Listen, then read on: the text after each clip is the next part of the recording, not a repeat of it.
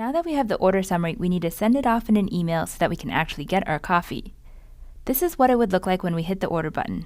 It opens up an email app on the device with a pre-populated message containing the coffee order and a custom subject line. In order to accomplish this, we need to understand a new topic in Android called intents. An intent is a message that requests some type of action to be performed by another app component, such as an activity in another app. This is a powerful part of the Android framework because our app can leverage functionality that other apps provide, like sending an email, opening the camera, or viewing a map.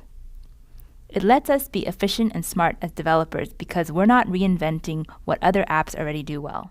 Think of sending intents like tossing a ball to someone. In the same way that a person can toss a ball to another person, an app component can send an intent to another app component. Here are some examples from apps that you might recognize. In the Google Keep note-taking app, a user can hit the camera icon to take a photo. While the Google Keep team could have written their own camera functionality, instead they get it for free by sending an intent to open up a camera app on the device.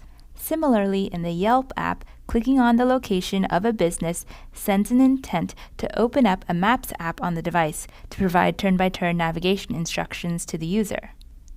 And lastly, for a restaurant page in the Google Maps app, clicking on the Call button sends an intent to launch the Dialer app so that the user can make a phone call to the restaurant. The coolest part about sending intents is that you don't have to know precisely which app is capable of handling it. There could be multiple apps on the device that could handle the intent, but ultimately only one needs to handle it. Using our analogy, when you throw the ball, you don't have to know who you're throwing it at as long as someone catches it. Let me show you what I mean. For a restaurant listing in the Google Maps app, clicking on Website sends an intent to display the restaurant website.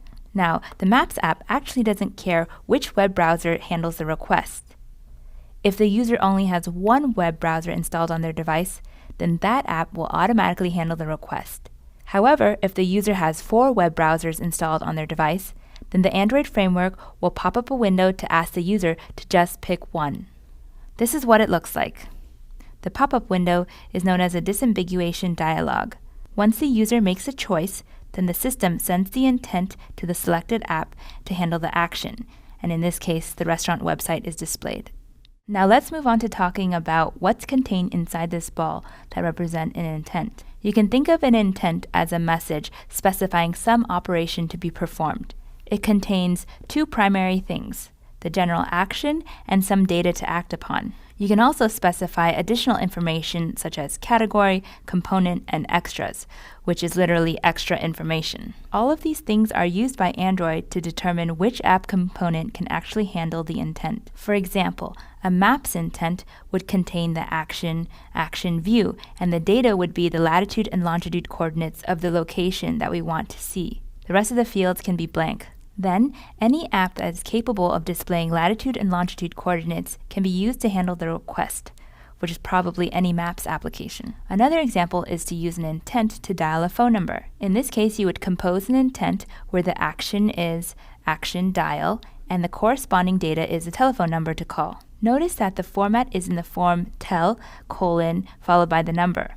This formatted string is called a URI, short for Uniform Resource Identifier.